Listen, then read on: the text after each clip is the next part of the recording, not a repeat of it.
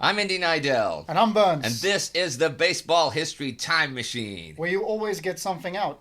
And that is a slogan for a famous insurer back home with the most annoying adverts you'll ever see from South Africa. From South Africa. Yeah, I won't say who it is. What's the slogan again? It is where you always get something out. Okay. Well, it's kind of similar to the things we learn. That should be our official slogan. The things we learn here today. Or the things we learn. I learned a ton of stuff here, actually. Yeah. Even doing research and stuff. Mm-hmm. Okay. I want to point out this episode is episode number 30. And we're coming up on our first anniversary. When is that exactly? The first episode came out last year on March the 30th. And are we going to do something special, maybe? I don't know.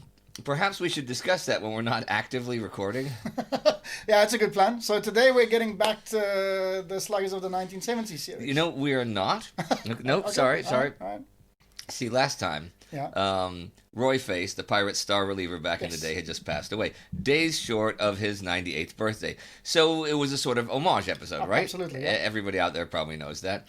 And, by the way, if you look up just Face, the word Face, on baseballreference.com, you get Roy Face and also someone known simply as Face, who appeared in one game in 1924 with the Harrisburg Giants of the Eastern Colored League. Damn, we're sidetracking already? No, not yet. I just wanted to point that out. Well, anyhow, just after we released that episode, another Pirate from those old teams, the hero of the 1960 World Series, and the most famous of those Pirates, along with Roberto Clemente and later Willie Stargell, Hall of Fame second baseman Bill Mazeroski also passed away at the age of 89. So this is going to be another homage episode? Kind of. Okay. I would like to say a few words about Bill Mazeroski, and then let it lead into what I want to talk about today. And we will, I promise, really, for real this time, don't look at me like that. We will get back to the 1970 Sluggers next time. This has to be the shortest record. We need to check this, but this has to be the record for the shortest sidetrack ever done. But okay. Shoot, let's hear. That's true. I did a 2-sentence sidetrack. Yeah, exactly. About Face. Yes. Okay. Bill Mazeroski. Mm-hmm. I will let the first lines of Mazeroski's Sabre bio do the talking for me to start off with. Almost every kid who has ever played baseball fantasizes coming up in the bottom of the ninth during the 7th game of the World Series and hitting a home run to win it. Mm-hmm. Only one person has ever accomplished this. Oh, wow. It occurred on October 13th, 1960 at 3:36 p.m. That was when the Pittsburgh Pirates second baseman, Bill Mazeroski, deposited New York Yankees pitcher Ralph Terry's slider over the brick wall at Forbes Field to bring a world championship to Pittsburgh for the first time in 35 years. It was perhaps the most notable moment of a career that led to the Baseball Hall of Fame. Perhaps. It's arguably the most famous homer in all of baseball history, surely. Yeah, I'll argue that. It does depend on who you ask, though. And one day, I do want to do a most famous homers episode. I believe we've mentioned that before. Yes, we did. I think because so. Some homers that used to be well known when I was a kid are all but forgotten now. Such as? Such as the homer in the Gloamin. And what, may I ask, is the homer in the Gloamin? That homer was the climax of the 1938 season. And funny enough, the Pirates were on the wrong end of it. Okay, let's hear the sidetrack then. I'm willing to do this one. Okay. The Pirates were in first place most of the season, which is pretty interesting because a big star of theirs, 3-time batting champ and all-time drinking champ, Paul Wainer, hit below 300 for the first time in his career. All-time drinking man? Well, I said drinking champ, actually, but either or. Yeah. I do sometimes forget which stuff I've talked about over the many episodes, but Wainer was known to be, I think I might have mentioned this before, but Wainer was known to be such a drinker that one day the Pirates manager found a bottle of booze in the dugout and yelled out, "Wainer, is this your bottle?" And Paul said, "Is there anything left in it?" And the manager said, "Yeah." And Wainer said, "Then it ain't mine." I think we have mentioned that before. This quote seems familiar. But he's also the guy that said, if they cut off the last 2 fingers of each of his hands, he'd be a better hitter because then he could level off better. I don't even know what that is, because that is a crazy quote. That's Paul Wainer. And if anyone would know how to hit, it's Paul Wainer. Not just 3 batting titles. He hit over 350 in 6 of his first 12 seasons. Jeez. He was hitting 348 lifetime going into 1938 that we're talking about. And that's when his decline began. But he finished up at 333 with 3,152 hits. So pretty good. Now, he hit but 280 in 1938, which was terrible for him. Who was good with the Pirates that year? Well, they had Archie Vaughan at short. He's one of the best shortstop of all time. Yeah. He hit 322 and was third in the MVP voting. They had a third Hall of Fame starter, Paul's brother Lloyd, who hit 313. Like Archie was an all-star. Now the pitching staff was rock solid all the way through. Okay. And featured another all-star, reliever Mace Brown, one of the first relief pitchers to ever get MVP votes. He finished 9th that year. Sounds like the team to beat. They sure were. And on September 1st, they had a 7-game lead over the Cubs, your Cubs. Yeah. But they played just 500 ball in September, and the Cubs came back to pull even with them. And as often happens in such pennant races, they had a late September 3-game series against each other. Of course. Which began, of course. It always happens. Of course. Which began with the Pirates a half game ahead in the standings. First of all, go Cubs. And I love when we do like these exciting pennant races and like the World Series, like towards the fortunately, there's a lot of them, right? Yeah. In game 1, the Cubs won 2-1. Now, they did this behind the pitching of Dizzy Dean, but this is the year after Dean's career-sabotaging accident. What was that again? From 1934 to 1936, Dean won 30, 28, and 24 games and finished first, second, and second in the MVP for the Cardinals, right? And he was on his way to another such season at the All-Star break in 1937. He was 12-7 already at the All-Star break, right? It's pretty good. But he took an Earl Averill line drive off his big toe, which broke it. And he tried to come back to pitch before it was fully healed. And that wrecked his pitching motion since he couldn't put weight on his toe. Yeah, that's right. Yeah. And that wrecked his great speed, and that wrecked his career. He went from striking out 7 or 8 guys a start to maybe 1 or 2. That's a real tragedy. It's kind of funny how all of that stuff is kind of connected to the mechanics of pitching, right? Yeah. You need all your toes. You need your legs, you need your thighs, you need everything. If you had waited another 2 weeks, you could have just had 2 weeks, just patience. Yeah, patience. It's the great Dean, and okay, Dizzy Dean is a Hall of Famer, but he is a real what might have been. I mean, even as he himself said, the great Dean, it ain't bragging if you can do it. He was the last National Leaguer to win 30 games in a season. And anyhow, the Cubs got him for 1938, and he only pitched 72 innings for them in starting and relief, mixing that. But he did go 7-1 with a 1.81 ERA, relying entirely on guile and experience, striking out under 3 batters per 9 innings. This seems to be the curse of the Cubs. We get these guys that come through whatever, and they're like what seemingly to be the prime of their career, and then some kind of injury strikes. Yeah, but he was with the Cardinals when he got hurt. Well, but still, like this only happens. Without Dean though. No. Without Dean, though, and without that 7-1, 1.81 ERA, I don't think you catch the Pirates. No, that's true. But, I mean, to go and like, do this and do all these things, that's courage. Yeah. And now, several times, he called that 2-1 win over the Pirates the greatest outing of his career. So, the Cubs are now half a game up, and the stage is set for Game 2 of the series, right? The game is on September 28th, so my negative 29th birthday. Negative 29. Yeah, it's exactly 29 years before I was born. Yeah, okay, yeah, I get it. And the game begins at 3 p.m. It's important because the bottom of the 9th comes and the score is tied at 5-all, and it's 5:30 p.m. and sunset is 5:37. There is, of course, no artificial lighting. Naturally. It was just starting in 1938 anyway, and this is Wrigley Field that wouldn't have it for another 50 years to begin with. Now, at the time, games were not suspended because of darkness. They were either played until they were over, or the entire game was replayed. They didn't cut it off. They cut it off and replay starting at that point. You either played the whole thing, or you continued playing in the dark until it was over. So hang on. So how did that affect your stats? If you were having a blinder, and you were pitching well or you were batting well, does that get scrapped? No, or you get credited for the if it was more than 5 innings, it would still be counted. Yeah, it would still be counted. Okay, it goes to 2 outs, bottom of the 9th. Then Hall of Fame Cubs player manager, catcher Gabby Harnett. I like him. Yeah, I know you do. Old tomato face himself comes up and then with an 0-2 count launches Mace Brown's next pitch deep into the darkness, giving the Cubs the victory. Beautiful. Absolutely beautiful. It would be a couple more days before they actually clinched the pennant, but that's what people remember, the homer in the Gloamin. What is Gloamin? Gloamin is twilight. I believe I say, it comes from Scotland originally, but I do not know for sure. Now, there was an old popular song called Roman and the Gloamin back then, or it's older than that. But that's what the writers picked up on to describe Hartnett's blast. Okay. How did the Cubs do in the series?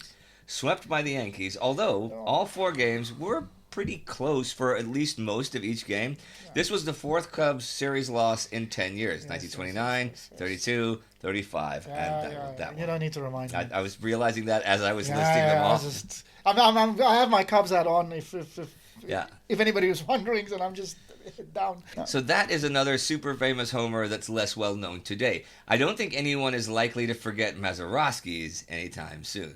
Back to Maz now. Back to Maz. He was born in West Virginia, grew up just across the Ohio border, and unlike Jim Hunter, Mazeroski's nickname growing up really was Catfish. Actual catfish. It was actually catfish. See, he fished every day growing up because he had to help provide food for his very poor family. His dad was a coal miner, and Maz grew up in a house with no electricity or indoor plumbing. Did he ever also work in the mines?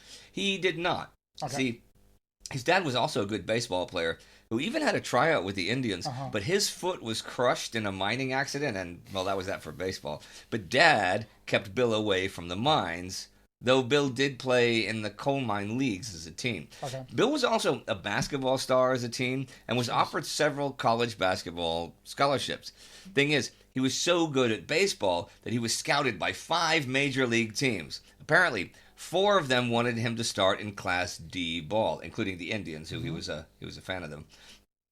But the Pirates would start him at Class A and give him a $4,000 signing bonus, and there we go. When was this? His first minor league season was 1954. Okay. Thing is, Maz came up as a shortstop, but the Pirates had a bunch of pretty good shortstop prospects. One day, he was just taking ground balls at second base because, they could maybe use him there too. And Branch Rickey happened to see how he fielded, especially his pivot to first, and told him he's a second baseman from now on. Did he ever play shortstop when he reached the major leagues at all? Not one game. In fact, he never played a single game at any other position than second base until his final 2 seasons, 1971 and 72, when he played a total of 10 games at third. Well, his reputation as a great fielder may perhaps be, you could say, deserved. Oh, we're going to get there. You're going to love this. Now, Maz made his debut in 1956 at the age of 19. Oh, wow. Wet behind the ears still. That's quite young. Well, the Pirates sucked in the 50s. From 1950 to 55, they finished in last every year, except next to last once. And they lost 100 games in a season 3 years in a row. That's in a 154-game season. Oh. And in 1952, they were just 42 and 112. That's Rocky's bad. Yeah, that's bad. Yeah, that's Rocky's bad. 10 years from now, when the Rockies are a dynasty, we're still going to say that's Rocky's bad. We're not going to say White Sox bad. We're going to say Rocky's bad. We should also, to be fair, we should also say White Sox bad. Could say Tigers bad from 20 years ago too. They were awful. Now, the reason I mention how bad the Pirates were is because they pretty much had a different second baseman every year. So why not try this 19-year-old, right? I mean, if they had been a great team, maybe it would have taken him a couple more years. Yeah, he would have been in playing maybe Class A ball still. Well, it's like Robin Yount and with the Brewers in the 70s. Okay.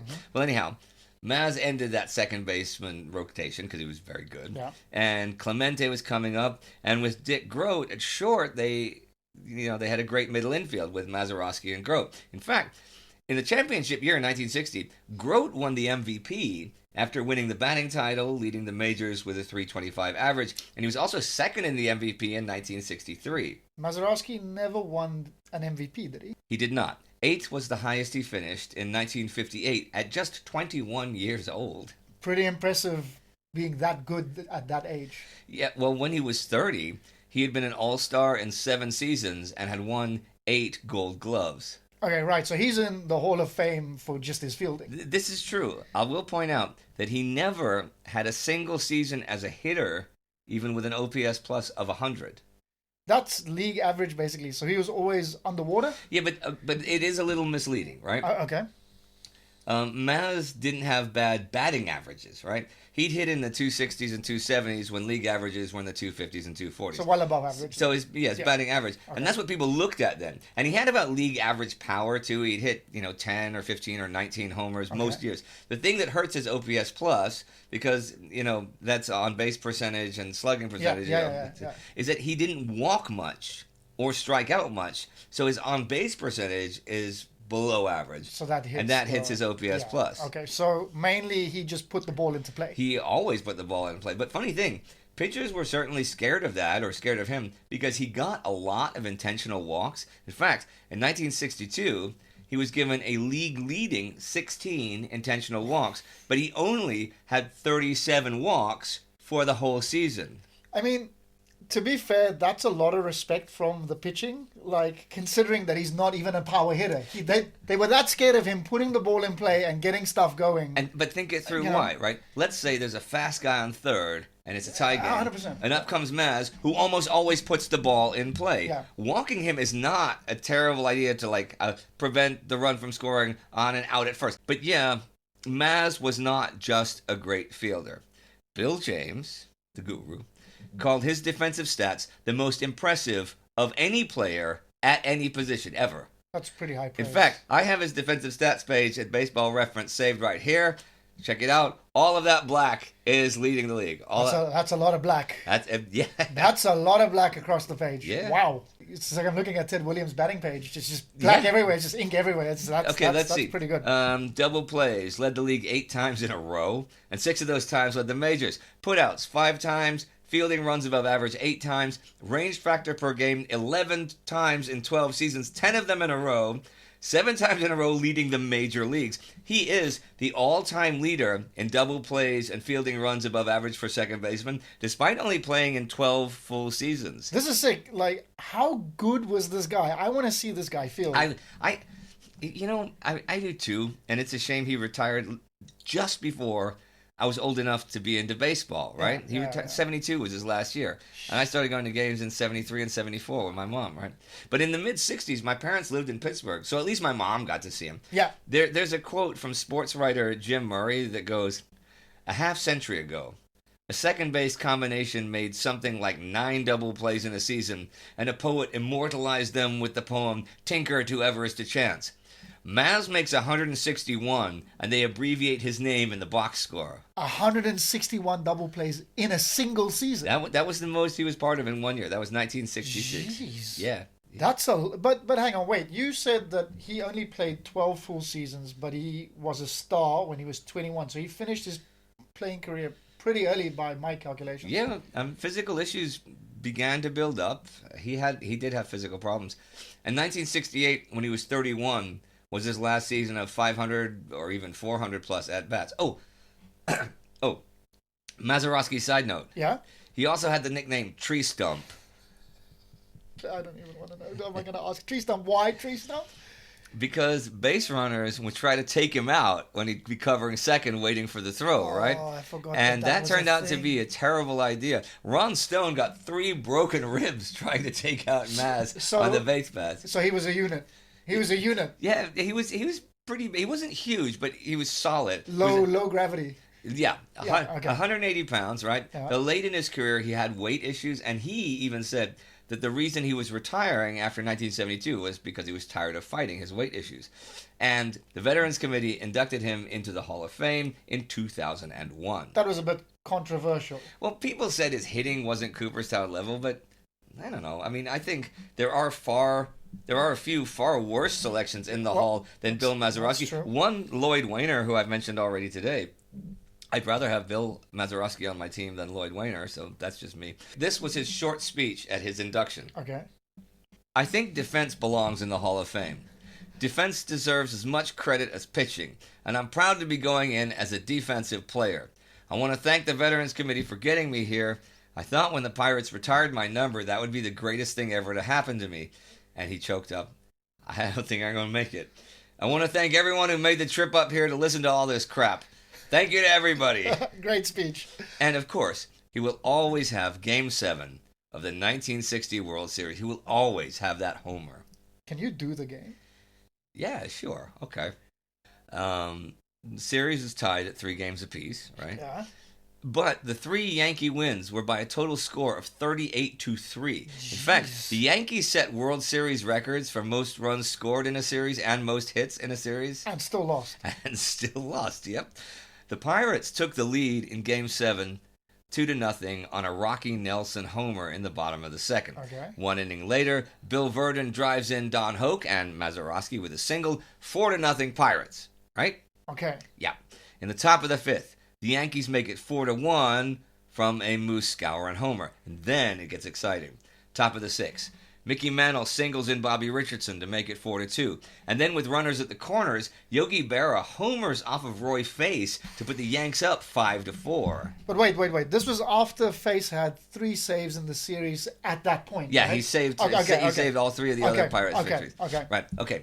Bobby Shantz shuts down the Pirates in the 7th, as he has each inning since he came up in the 3rd. 3 up, 3 down each inning. He's been perfect. Wow. Top of the 8th, Face gets 2 outs, but after giving up a walk, gives up 3 straight hits. Yankees are now up 7-4. What a game. Bottom of the 8th, the Pirates finally get to Shantz. 3 straight singles makes it 7-5. 2 men on base. A sacrifice bunt brings those men to 2nd and 3rd.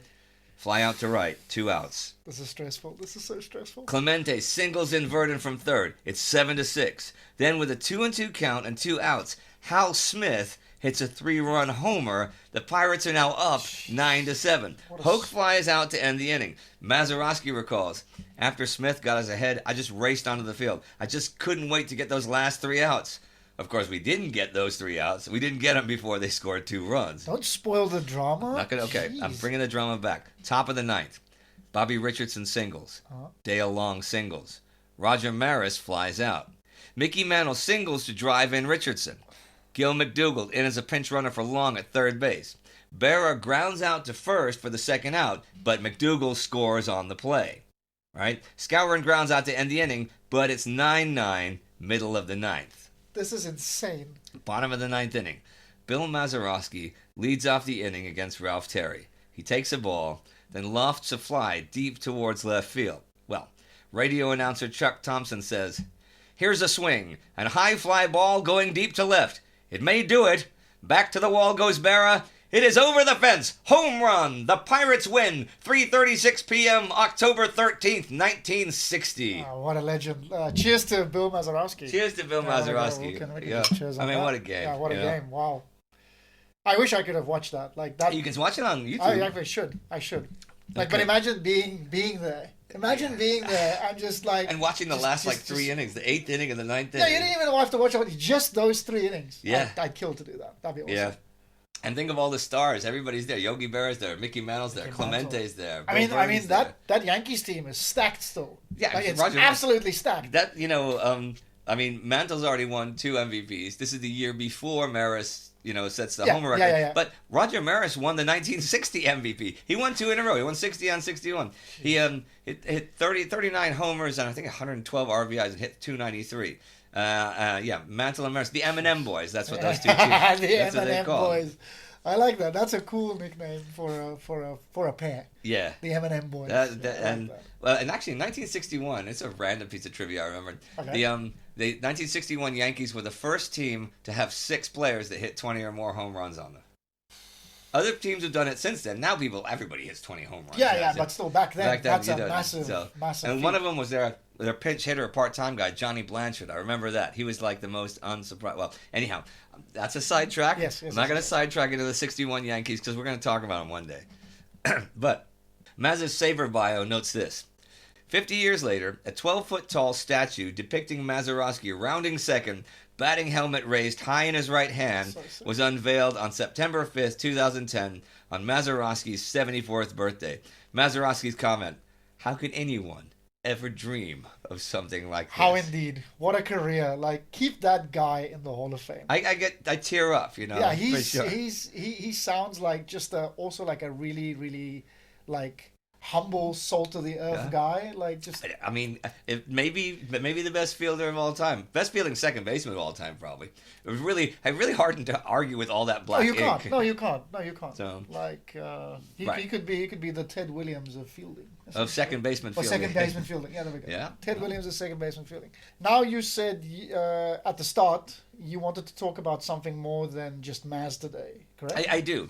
And I've even mentioned his name. Well, one of their names. For his two men I want to talk about. Okay. See, with Roy Face living to be so old and Maz passing away at nearly 90, I wanted to give a shout-out to the two still-living Cenennarians who played Major League Baseball. Still living as we record this, March 5th, 2026. Still over 100 years old. Wow. It is obviously day-to-day at that age. Yeah, of course. And who are these heroes?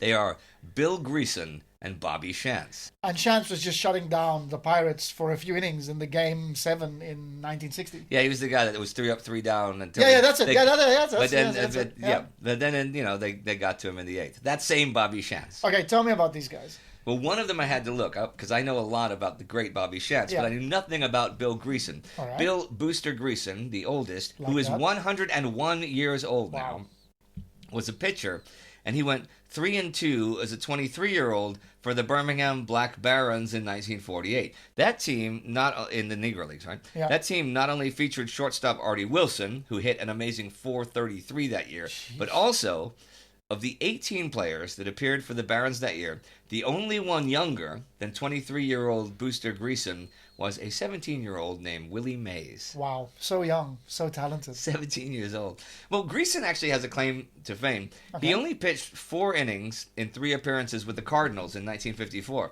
But those were the first 4 innings a black pitcher ever pitched for the St. Louis Cardinals. And he also again played with Willie Mays after that when he and Willie and Roberto Clemente played winter ball that winter in Puerto Rico and won the Caribbean World Series. Oh, imagine watching the Caribbean World Series. That year. Clemente and Mays. That would have been insane. That would have been insane. Good weather, better baseball. Like what's not to like? Who's this young kid? Probably cheap rum. Oh yeah. I mean, like let's go. Okay, back to this. Where was Greason from? Greason was from Atlanta, and actually he grew up in Atlanta across the street from Martin Luther King, from Dr. King, right? Okay. And they went to the same high school, but Greason was 5 years older, so they didn't go at the same time. Oh, hold up. Older than Martin Luther King, and he's still alive today. That is crazy. Yeah, that's the way it goes. That's crazy. It's pretty cool, though. Greason, actually, he was a Marine in World War II, and he landed on Iwo Jima on day 4 there. And he was later part of the occupation force in Japan. Okay. Now, in 1948, pitching with the Barons, they reached the last ever Negro League World Series versus the Homestead Grays. The Grays won 4-1, but it was Greason who got that one win for the Barons. Let's see. He played ball in the Pacific Coast League. He played ball in Mexico. He was called back to active service during the Korean War, like Ted Williams, but he did not have to deploy overseas. Okay. He remained at Camp Lejeune with the baseball team there. Okay. He kept pitching after Korea. Oh, and at Rochester in the late 1950s, he took a young pitcher named Bob Gibson under his wing. Isn't that nice? That's awesome. From the 60s, he worked for civil rights. He became a pastor, and that's what he did from then on. And he's still alive today. And he's still alive. It's pretty badass. Yeah, that's pretty badass. Pretty badass. Like, you've rubbed shoulders with a lot of people. You know, all those guys. A lot of people. That's really cool. You know, playing with Willie Mays when Willie was a teenager. Yeah, I mean, that's a life worth living. Like, if you look back at that, if that is your life and you look back at it at 101 years old, hopefully you can still remember all of these wonderful memories. I hope so, too. I don't know. Because that would be something to reminisce. I would love to just sit there and hear stories. Yeah. Now he was born September 3rd, 1924, so he's 101, as I said. The second oldest living major leaguer is Bobby Shantz, born September 26, 1925, who is 100 years old. What's Shantz's story? Well, I've been a fan of Bobby Shantz since when I was a teenager. Now, he was a little guy. Okay. A little guy with a great arm. A little guy that would not get picked up today. How little was he? Well, he was 5'6" or 168 centimeters, but he weighed just 139 pounds or 62 kilos. Wow, pocket rocket! How great was that arm then? It was great enough that as a pitcher, he won the 1952 American League MVP award. Wow. That when that little guy went 24-7 for a 4th place athletics team. Jeez. And later in his career, he became a reliever. Okay. And starting in 1957, when he went to the Yankees, he won 8 straight Gold Gloves in the final 8 years of his 16-year career. Crazy. Fun fact, his younger brother Billy Shantz also played Major League Baseball, appearing in 3 seasons with the Philadelphia A's, Kansas City A's, and New York Yankees, all when Bobby was also on the team. 16 years as such a little guy pitching is pretty great. Like, up to the Short Kings, let's go. But there was only one scout who would actually take a chance on a guy his size. Okay. Now, Bobby also served in World War II as a mortar man in the Philippines. And when he was signed to a minor league contract by the A's in 1947, the only team that would actually sign him, his brother was signed too as his catcher. Now, Bobby Shantz had Hall of Fame stuff. Even then, going 28-7, he was clearly ready for the big time, and he performed well in the big time. But after an All-Star 18-10 season in 1951 for the 6th place A's, he then added a knuckleball to his arsenal and had his phenomenal 1952. I mean, listening to all of that and then considering the stature of the guy, the stuff must have been out of this world. Fastball, curveball, changeup, knuckleball. That's it. That's what he had. That is an insane 4-pitch arsenal. But plenty of people have that stuff, but they don't go 24-7. Absolutely not. And they don't weigh like 62 kilos. 62 kilos is nothing. Like 137 pounds. It's crazy, Well, I can bench 62 kilos. Like you know what I'm saying? It's not that okay. Now, in 1952, during his amazing season, he broke his left wrist, and he's a lefty. A few pitches before the end of the season. Now, he batted right, even though he threw left, and it was hit by a pitch. And then early the next year, he hurt a tendon in his shoulder, and the next 4 seasons were injury-plagued, and they derailed a possible Hall of Fame career.